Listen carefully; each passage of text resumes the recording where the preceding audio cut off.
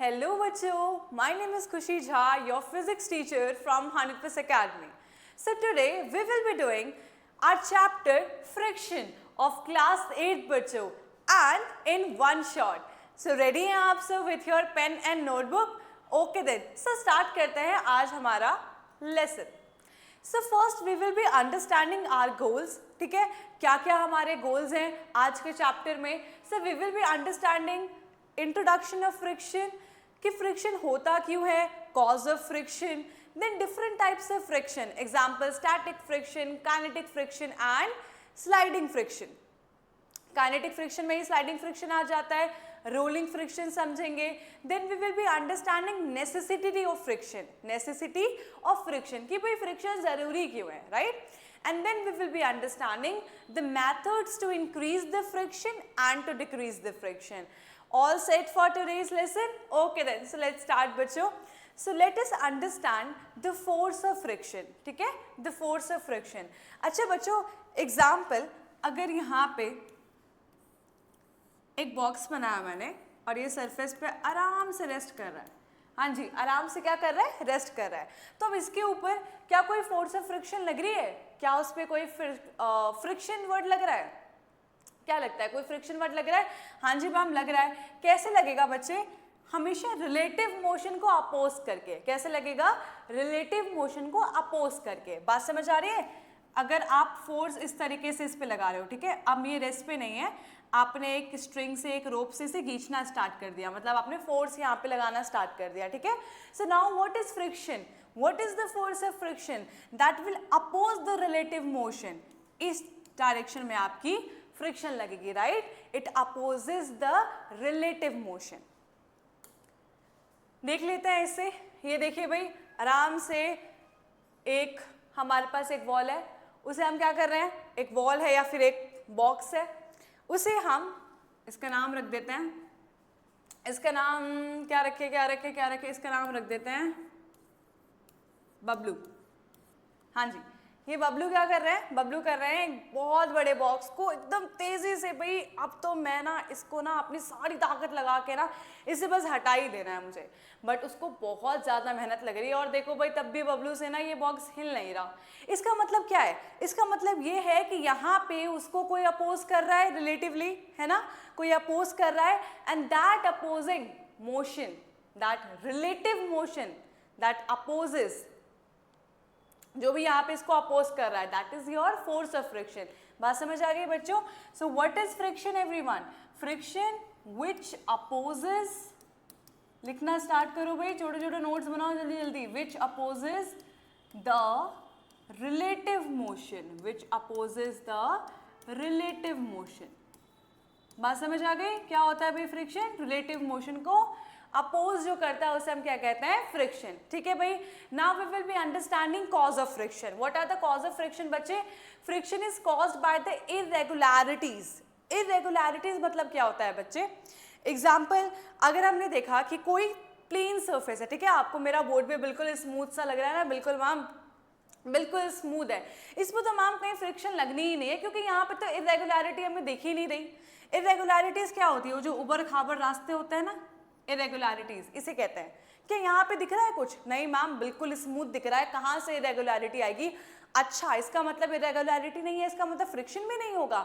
हाँ जी मैम, क्योंकि इरेगुलरिटी तो सबसे पहला कॉज है, तभी तो फ्रिक्शन होने वाला है. नहीं भाई, है, इसमें भी है इरेगुलरिटीज, इसमें भी है उबड़ खाबड़ रास्ते मैम, पर हमें तो नहीं दिख रहे, तो फिर कहाँ से आए. तो बच्चे बेसिकली अगर आप एक माइक्रोस्कोप से देखोगे, जो कि बहुत छोटी सी चीजें देखने के लिए यूज होती है, राइट. अगर आप एक माइक्रोस्कोपिक लेवल से देखोगे, this board is actually not smooth and these are the structures, these consist of structures like this, irregularities. कहीं ऊपर कहीं नीचे, कभी ऊपर कभी नीचे, इरेगुलरिटीज हैं इसके अंदर. आप कैसे देखोगे, माइक्रोस्कोपिक लेवल से देखोगे. हर एक चीज जो आपको स्मूथ लग रही है, बट एक्चुअली वो स्मूथ नहीं होती है. उन सब के पास क्या होता है बच्चे, इरेगुलरिटीज होती है. ठीक है भाई, समझ आ गया, इरेगुलरिटीज होती है. तो हमने देखा कि friction is caused by the irregularities. On the surfaces in contact, ध्यान रखना बच्चे सरफेस कॉन्टैक्ट में होने चाहिए, ठीक है, तभी तो फ्रिक्शन आएगा। Because we know that friction, हमने फोर्स एंड प्रेशर चैप्टर में पढ़ा था ना कि फ्रिक्शन कैसा है, force of friction is a contact force, right, otherwise non contact में तो नहीं आता, ये किस में आता है, कॉन्टैक्ट फोर्स में आता है, no magical forces, right. So we are able to walk because of the force of the friction. देखो भाई कितनी अच्छी चीज पता चली ना कि हम लोग चल भी पाते हैं because of force of friction, and also because of third law of motion that you will be understanding in class 9th, ठीक है। तो समझ आ गया ना भाई कॉज ऑफ फ्रिक्शन और फ्रिक्शन भी, ठीक है भाई। अब आ जाते हैं कि फ्रिक्शन डिपेंड किस किस पे करता है, ठीक है, फ्रिक्शन डिपेंड किन किन चीजों पे करता है। तो बच्चों फ्रिक्शन हमारा डिपेंड करता है nature of surfaces in contact, कि मतलब जिसको आपने कांटेक्ट में रखा है उसका नेचर क्या है, ठीक है, उसका नेचर कैसा है, डेंसर है या फिर रेयरर है, कैसा है उसका नेचर कैसा है, ठीक है। उसके बाद या ये भी कह सकते हैं कि स्मूथ है या फिर रफ है उसका नेचर ऑफ सरफेस, राइट। उसके बाद for a given pair of surface friction depends upon the state of smoothness और रफनेस। बताया ना अभी भाई, रफनेस और स्मूथनेस ने भी आपके फ्रिक्शन को फर्क पड़ता है, फ्रिक्शन इस पे भी डिपेंड करता है। चलो मैं बताती हूँ कैसे, ठीक है। अगर मैंने आपको एक आइस का पूरा सरफेस दे दिया, मैंने बोला चलो भाई walk on the surface, you're like ma'am I will be not able to walk because the surface is really smooth and so that I can slip really easily, right? But what I can say, like example, now I'm giving you a wooden surface and now I'm saying to just walk, you're like okay ma'am it's really easy to walk on this because the friction is very कम या फिर ज़्यादा, very कम या very ज़्यादा, क्या होता है भाई, friction इसमें ज़्यादा होगा मैम, बट फ्रिक्शन कम तो मैम आइस में, तो मैं इजीली स्लिप कर जाऊंगा या मैं इजीली स्लिप कर जाऊंगी, राइट। बात समझ आ रही है कि रफनेस और स्मूथनेस में हमारे फ्रिक्शन का कितना बड़ा रोल है, बात समझ आ गई। उसके बाद friction independent of the area of contact, कितना एरिया ऑफ कॉन्टैक्ट है उससे वो इंडिपेंडेंट है, ठीक है। उसके बाद friction depends how hard the two surfaces press together, मतलब कि एग्जांपल अगर पानी वाला हमारा फ्लोर होता है, ठीक है, मम्मा ने आराम से पोछा वगैरह लगाया, यू लाइक एकदम तेज प्रेस करके जाते हो कि कहीं फिसल ना जाओ। कभी शायद महसूस किया हो आपने, कभी फील किया हो कि आप बहुत कॉन्टैक्ट में ना एकदम प्रेस बहुत तेज करते हो जिससे आप स्लिप ना हो। Again this is it's factor, ठीक है भाई, समझ आ गई। चलो आगे मूव करते हैं। तो अब आ जाते हैं बच्चे, हम लोग स्टैटिक फ्रिक्शन की बात करते हैं, इसके बारे में थोड़ा समझते हैं। तो चलो भाई एक एग्जांपल लेते हैं इसके लिए, ठीक है भाई। तो यहाँ पे देखिए भाई, यहाँ पे है हमारे होनहार, चलो इनका नाम रखते हैं हम मान, ठीक है, इनका क्या नाम है, मान। तो अब मान जी क्या कर रहे हैं, मान कर रहे हैं एक बॉक्स को एकदम तेजी से क्या कर रहे हैं, एकदम पुश कर रहे हैं, तेजी से क्या कर रहे हैं, पुश कर रहे हैं। तो मान जी के लिए बहुत ज्यादा डिफिकल्ट हो रहा है भाई। क्यों डिफिकल्ट हो रहा है, ऐसा क्या हो रहा है कि मान को इतना डिफिकल्ट लग रहा है ये बॉक्स भाई यहाँ से वहां पहुंचाने में।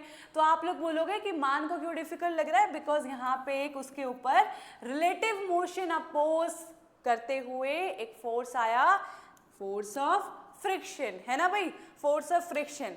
अच्छा एक बात बताओ, अगर ये बॉक्स हिल नहीं रहा, मान से ना ये बॉक्स हिल ही नहीं रहा है, वो बेचारा वो यहाँ से यहाँ तक लेके ही नहीं जा पा रहा, बॉक्स को स्लाइड करवा ही नहीं पा रहा, तो that is your static friction. बात समझ आए, स्टैटिक मतलब रेस्ट। स्टैटिक क्या होता है बच्चों, रेस्ट होता है, स्टैटिक मतलब रेस्ट। तो force of friction which opposes the relative motion of the surface in contact, and ध्यान रखना स्टैटिक फ्रिक्शन मतलब रेस्ट वाला, आपका बॉक्स इसमें नहीं हिल रहा है, ठीक है, बॉक्स आपका मूविंग स्टेट में नहीं है अभी, ठीक है।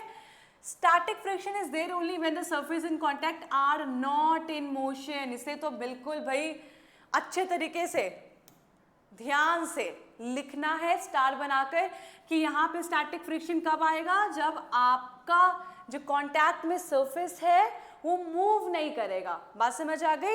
And where is sliding friction is जब आपका मूव करना स्टार्ट कर दे, ठीक है। लेट्स से कि यहाँ पे बॉक्स था और देखो मान ने इजीली यहाँ पे लेकर आ गए, तो इसका मतलब अब क्या हो गया, अब ये स्लाइड करने लगा। तो स्लाइडिंग फ्रिक्शन कब आएगा, जब आपका ऑब्जेक्ट कांटेक्ट में मोशन में आना स्टार्ट हो जाएगा। बात समझ आ गई, वो काइनेटिक फ्रिक्शन भी होती है।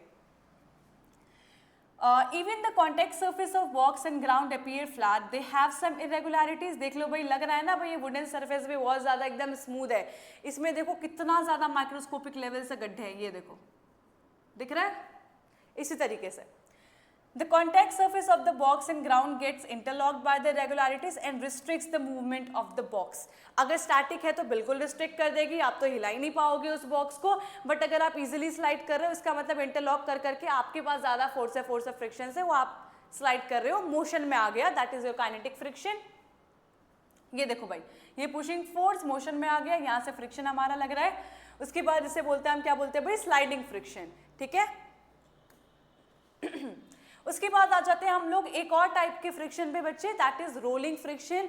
Now what is rolling friction ma'am? बच्चे रोलिंग फ्रिक्शन होता है when your body rolls over a surface, right. उस पर फ्रिक्शन फोर्स लग रहा है बट आपका बॉडी रोल भी कर रहा है ओवर अ सरफेस. ठीक है. विच resist the relative motion of a rolling body on a surface. ठीक है. एग्जाम्पल जो व्हील्स होते हैं वो रोलिंग फ्रिक्शन ही तो होते हैं, वो आराम से रोल कर रहे हैं. अच्छा मुझे एक बात बताओगे, मुझे एक बात बताओ जरा, what is the relationship between sliding friction,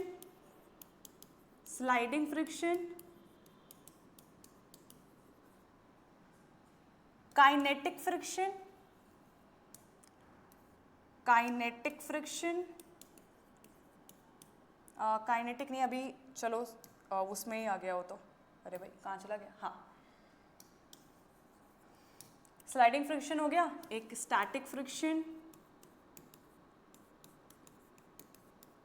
और अभी तीसरी किसकी बात की थी हमने? Sliding friction is a kinetic friction only. ठीक है, क्योंकि काइनेटिक पता है ना कि बॉडी मूव है, मतलब बॉडी मोशन में आ चुकी है, right.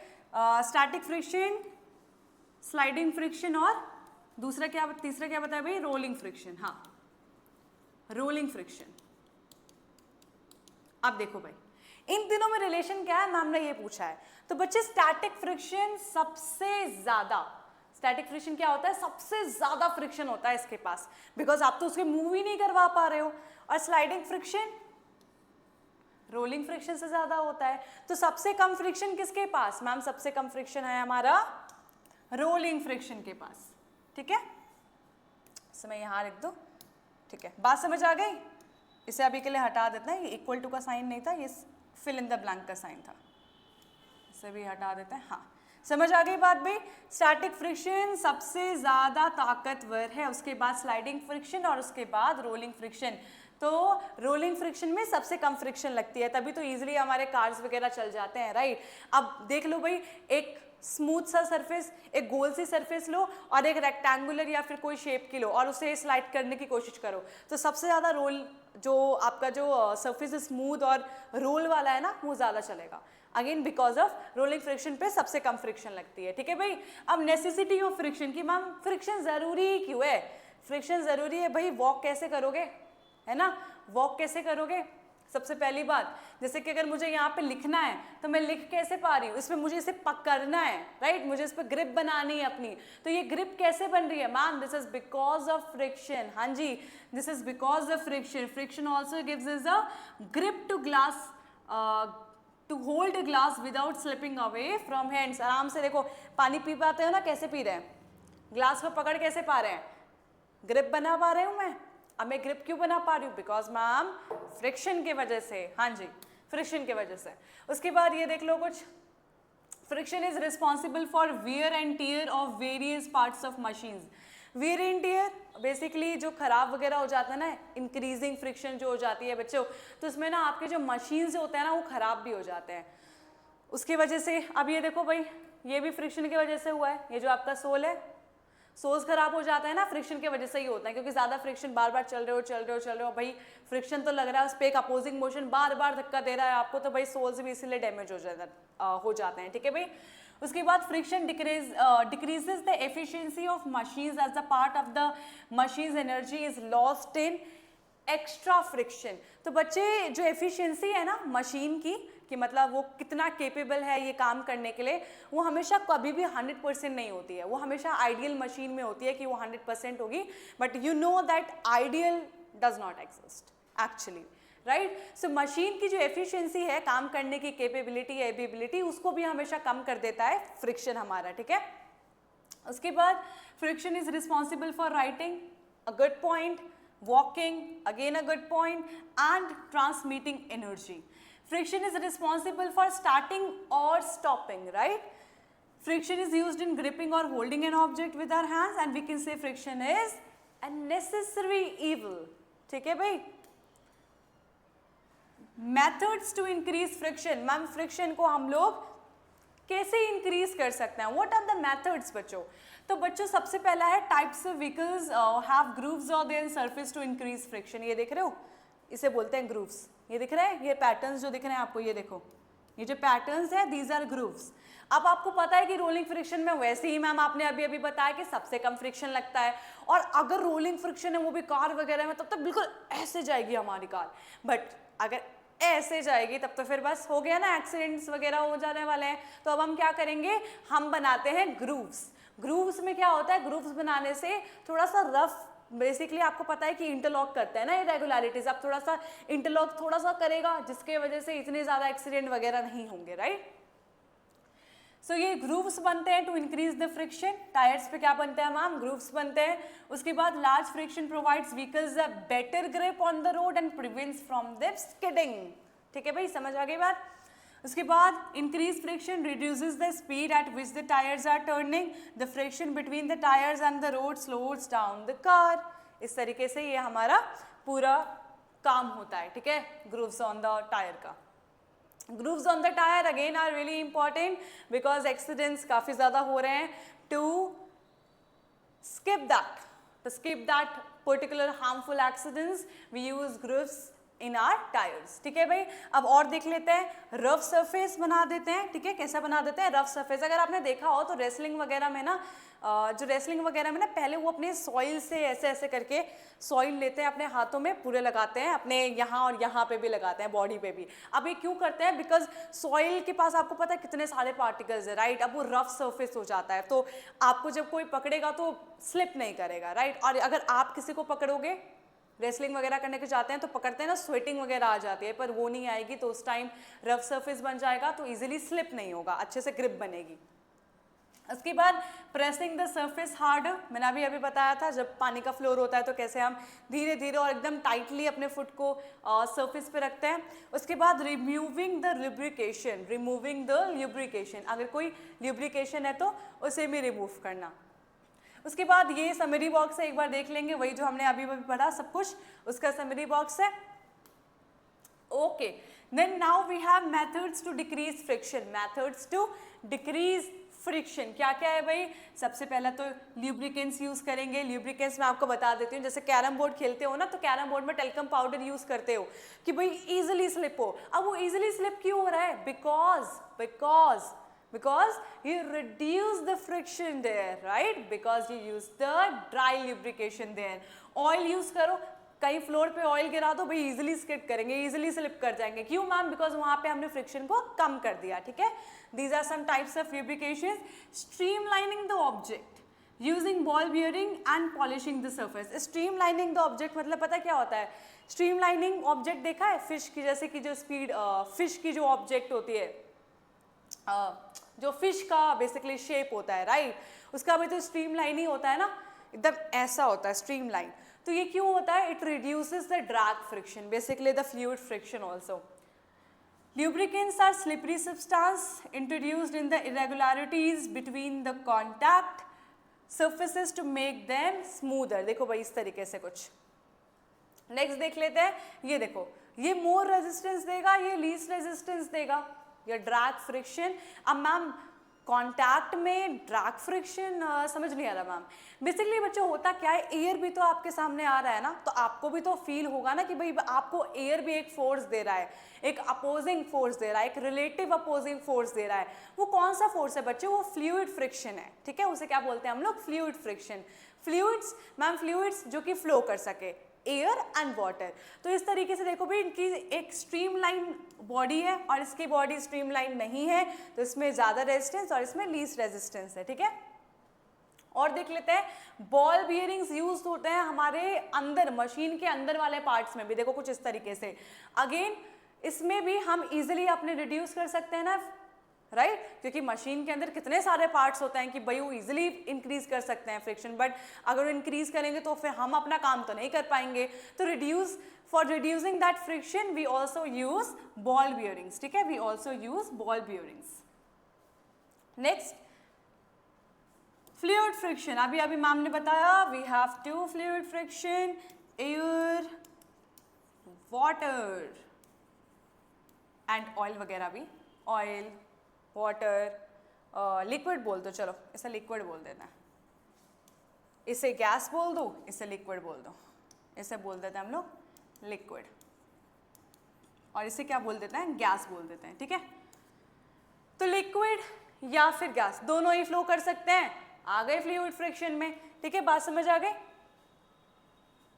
Liquids and gases are called fluids because they can flow, right? The force of friction exerted by fluids as object flowing through them is called fluid friction, and fluid friction is also known as drag. Fluid friction का दूसरा नाम क्या है भाई, drag, ठीक है। तो कहीं ड्रैग आए तो बिल्कुल डरना नहीं है, पता है हमें फ्लूइड फ्रिक्शन है, मैम ने बताया हमें।